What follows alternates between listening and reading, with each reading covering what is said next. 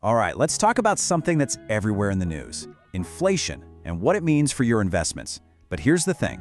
The story you're probably hearing is, well, it's often incomplete. Sometimes it's just flat out wrong. So today we're going to dig in and uncover the real story. You know the common wisdom, right? Prices go up, so the stock market has to go down. It feels like it makes sense. But the truth, it is way more complicated than that. You know, some of the biggest stock market booms in history actually happened when inflation was high. The real danger isn't inflation itself, it's misunderstanding how this whole thing actually works. So here's our game plan.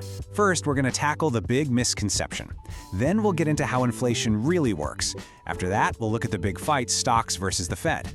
We'll expose this thing called the dangerous cash trap, and we'll wrap it all up with a strategic playbook you can actually use. Okay, let's jump right in with the thing that almost everybody gets wrong. This is that headline logic. You know, the stuff that causes a ton of fear and honestly, some really bad decisions. Yeah, this idea that it's a simple one-to-one relationship, it just doesn't hold water when you really look at the history. The economy isn't some simple machine where you flip a switch and get a predictable result. And companies, they aren't just sitting there taking a punch. They're dynamic. Some can adapt, they can pass on costs, while others, yeah, they might struggle. The biggest mistake is thinking the entire market is just one thing that automatically goes down. So, to get this right, we've got to go a level deeper. We need to completely redefine what we're even talking about when we say inflation. It's so much more than just the price of gas or groceries going up. This right here, this is the real heart of it. Inflation is a slow, steady, silent killer of your money's buying power. That dollar in your bank account today, it simply will not buy you the same amount of stuff a year from now. And please, don't underestimate this. It's like a slow leak in a tire. It compounds year after year, and it just relentlessly eats away at the value of your savings. Now here's where it gets really, really interesting. Inflation is not some neutral force that hits everybody the same way. No, it actively and silently shifts wealth from one group of people to another. It's a system that, by its very nature, creates winners and losers. And this shows you exactly how that transfer happens. Check this out. If you have debt with a fixed interest rate, like a mortgage, you're actually winning. You get to pay back that loan over many years with dollars that become worth less and less over time. But what if you're the person holding a lot of cash? Well, you're on the losing side of that deal. The actual purchasing power of your hard-earned savings is just being drained away, whether you can see it on your bank statement or not. Okay, this brings us to the main event. If inflation's impact on stocks isn't so direct, then what is the real force that drives how the market reacts? What's really going on here? First off, it is absolutely crucial to remember that not all companies suffer. Some can actually do really, really well. Think about it. Companies with those super strong, dominant brands, they have pricing power. They can raise their prices and their customers will still buy from them. Or what about companies that sell essential stuff? You know, goods and services we literally can't live without. These businesses are not just passive victims, they can pass those higher costs right along to you and me. All right, so if some companies can handle inflation just fine, what is the big, scary monster that sends markets into a panic? What is the real danger here? And here it is. This is the whole shebang. It's not inflation itself that truly spooks the market. It is the reaction to inflation. When the Federal Reserve decides to fight inflation by jacking up interest rates, it kicks off a chain reaction. First, it becomes way more expensive for companies, and for us, to borrow money. That slows the whole economy down. Then, because things are slowing down, corporate profits start to get squeezed.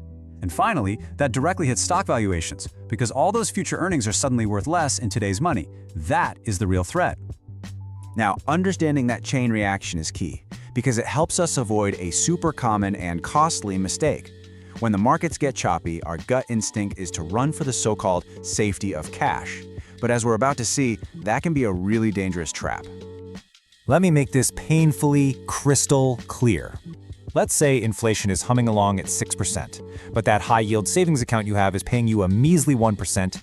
You are not breaking even. You are losing 5% of your purchasing power every single year. It's a guaranteed way to get poorer in real terms. I love this quote because it just nails it. A market crash is loud, it's scary, it shows up on your statement in big, bright red numbers. But inflation? It's silent. It doesn't crash your account. It just slowly, quietly drains the value out of it, day after day. And this is what leads to the single biggest psychological mistake investors make. You see the scary headlines about inflation, you panic, and you sell your investments to hoard cash, often right after the market has already dropped. So you lock in your losses and move into an asset that is guaranteed to lose value. See the problem? It's a purely emotional move, not a strategic one. So, how do we fix this? How do we stop being reactive and start being strategic? Let's put together a simple playbook for how to think about our investments when inflation is the name of the game. So what does a smart approach actually look like? Well, if you look at history, certain types of assets tend to do better in this kind of environment. You've got real assets, like commodities and real estate, which tend to hold their value as the dollar gets weaker. There are even special government bonds called TIPS, that stands for Treasury Inflation Protected Securities, which are literally designed to go up in value with inflation. And of course, solid dividend-paying stocks from stable companies can offer a really resilient source of income. Look, the goal here isn't to perfectly predict the future. It's to build a smart, diversified portfolio with things that respond differently to all these economic pressures. If you walk away with just one thing from all this, let it be this right here. The true enemy is not the inflation number on the news. It's not knowing how the system actually works. Once you understand pricing power, the Fed's role, and the silent cost of sitting in cash, that's when you have the power to make much, much smarter decisions. So let's end this by completely reframing the question. Stop asking, is inflation bad for the market? It's the wrong question. It's too simple. The better, smarter, more powerful question to ask is this. Okay, given this environment, which assets, which companies, and which strategies are best positioned to adapt and maybe even thrive? Asking that question, well, that's what separates a reactive investor from a strategic one. And that simple shift in thinking, it can change everything.